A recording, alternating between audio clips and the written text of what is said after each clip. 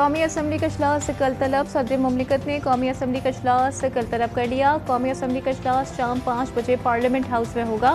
صدر مملکت نے وزیر اعظم کی سمری پر قومی اسمبلی کا اجلاس طلب کیا ہے۔ اجلاس میں ایجنڈا آئٹمز کے علاوہ ملکی سیاسی صورتحال پر گرما گرم بحث کا بھی امکان ہے۔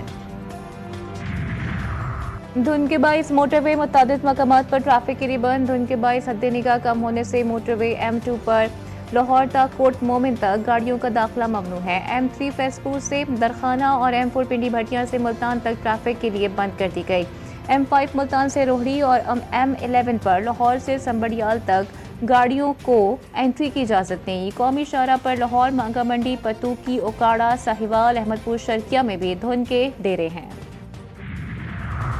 اور امریکی صدر کو شرم آنی چاہیے کہ وہ وینزویلا، غزہ اور دیگر جگہوں پر جو کر رہے ہیں۔ ایران میں حالیہ ہنگامہ آرائی اور دہشت گردی کے پیچھے امریکہ اور اسرائیل ہیں۔ ایران کے صدر مسعود پزشکیان نے عوام سے پرامن رہنے کی اپیل کرتے ہوئے کہا کہ کوئی بھی ایرانی شہری افراتفری پیدا نہ کرے، کوئی انسان کسی دوسرے شخص کو قتل نہ کرے۔ ایرانی عوام فسادیوں اور مسلح دہشت گردوں کے راستے سے الگ ہو جائیں۔ ایرانی حکومت ملک میں بدعنوانی کی جڑوں سے لڑ رہی ہے۔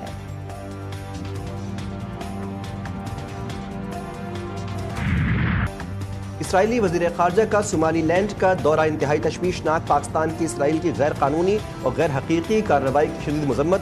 نائب وزیر اعظم کا OIC وزرائے خارجہ کونسل کے غیر معمولی اجلاس سے خطاب۔ اسحاق ڈار نے کہا پاکستان صومالیہ کی خود مختاری، وحدت اور علاقائی سالمیت کی مکمل حمایت کرتا ہے۔ اسرائیلی اقدامات بین الاقوامی قانون اور اقوام متحدہ کے منشور کی خلاف ورزی ہیں۔ صومالیہ کی بین الاقوامی طور پر تسلیم شدہ سرحدوں پر براہ راست حملہ قرار دے دیا۔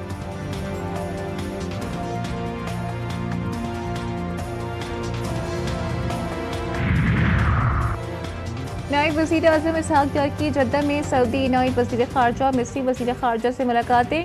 پاک سعودی اسٹریٹجک شراکت داری مضبوط بنانے پر اتفاق۔ فلسطین، کشمیر اور صومالیہ سے متعلق پاکستان کے اصولی موقف کا دو ٹوک اعادہ۔ اسحاق ڈار آذربائیجان کے نائب وزیر خارجہ اور OIC سیکرٹری جنرل سے بھی ملے۔ دو طرفہ تعلقات کو مضبوط بنانے کا عزم۔ ترجمان دفتر خارجہ کے مطابق اسحاق ڈار نے اجلاس کے بعد مکہ مکرمہ میں عمرہ ادا کیا۔ ملک کے امن اور خوشحالی کے لیے بھی دعائیں کی۔ دسمبر 2025 میں ترسیلات زر کا نیا ریکارڈ قائم۔ وزیر اعظم کا سمندر پار پاکستانیوں سے اظہار تشکر۔ کہا اوورسیز پاکستانیوں نے دسمبر میں $3.6 ارب بھیجے۔ ترسیلات زر میں سالانہ بنیاد پر 16.5% اضافہ ہوا۔ اضافہ حکومتی پالیسیوں پر اعتماد کا مظہر ہے۔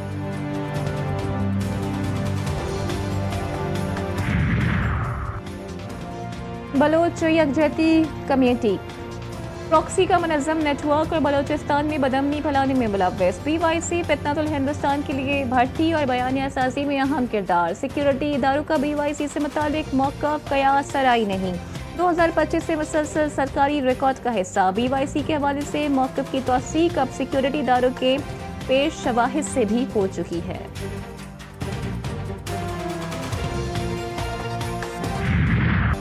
پشاور میں 9 مئی واقعات کی ویڈیوز کی تصدیق کا مرحلہ مکمل۔ پنجاب فورنزک لیب کی رپورٹ تیار۔ 9 مئی واقعات میں سہیل آفریدی، کامران بنگش، تیمور جھگڑا، عرفان سلیم کی موجودگی کی تصدیق ہو گئی۔ پنجاب فورنزک لیب نے پشاور پولیس کی درخواست پر ویڈیوز اور آڈیو ویژول تجزیہ کیا۔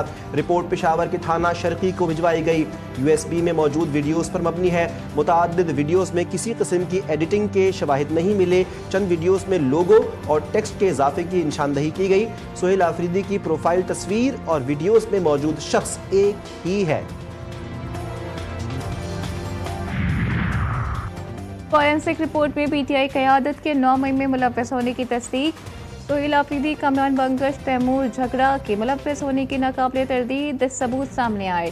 وفاقی وزیر طارق فضل چودھری کہتے ہیں کہ PTI قیادت 9 مئی سے متعلق الزامات کو جھٹلاتی رہی۔ وزیر اطلاعات پنجاب اسما بخاری کہتی ہیں 9 مئی کے ثبوت پہلے بھی دیے گئے اور دکھائی بھی گئے۔ پشاور میں ریڈیو پاکستان ٹول پلازا کو جلایا گیا۔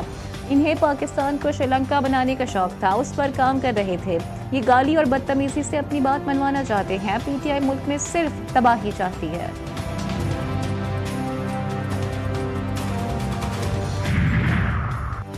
पी सी बी की बांग्लादेश के T20 वर्ल्ड कप मैचेस की मेज़बानी में दिलचस्पी। अगर श्रीलंका के वेन्यूज दस्तयाब ना हुए तो पाकिस्तान के वेन्यूज मुकम्मल तौर पर तैयार और दस्तयाब हैं। पाकिस्तान पहले ही कामयाबी के साथ चैंपियंस ट्रॉफी और ICC विमेंस क्वालिफायर की मेज़बानी कर चुका है।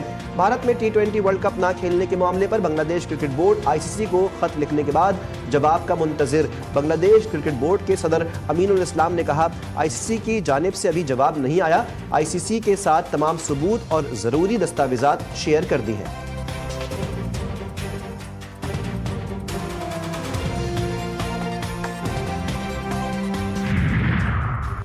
पाकिस्तान क्रिकेट बोर्ड का मुल्तान सुल्तान्स की नीलामी का फैसला। PSL में 2 नई फ्रेंचाइज की रिकॉर्ड फरोख्त और गैर मुल्की सरमाकारों की दिलचस्पी के बाद मुल्तान सुल्तान्स के ऑक्शन पर गौर।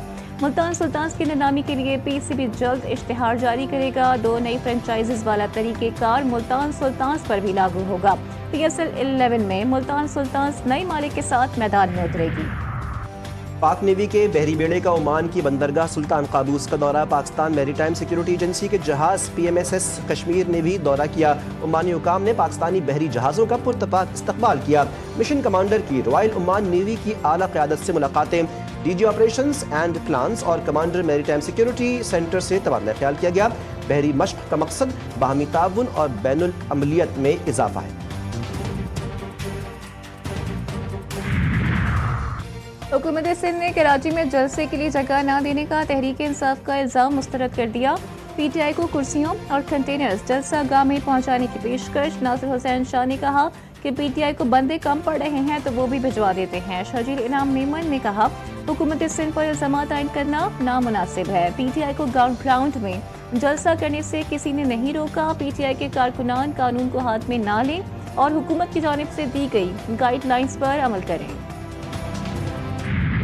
जमात ने यह फैसला किया कि हमने इस मुल्क में एक तहरीक शुरू करनी है जिसमें हमने इस मुल्क में ज़्यादा सूबे होने चाहिए। मसाइल का हल ये है कि आपके सूबे ज़्यादा हों। मुल्क के मसाइल का हल ज़्यादा सूबों में है। वफाकी वज़ीर अब्दुल अलीम खान का नए सूबों के हवाले से तहरीक शुरू करने का इंदिया। कहा कि मुल्क में नए सूबों के क़याम के लिए तहरीक शुरू करनी है। हम सूबों के नाम तब्दील नहीं करना चाहते। नए सूबों के हवाले से MKM और दीगर जमातों ने हिमायत की है।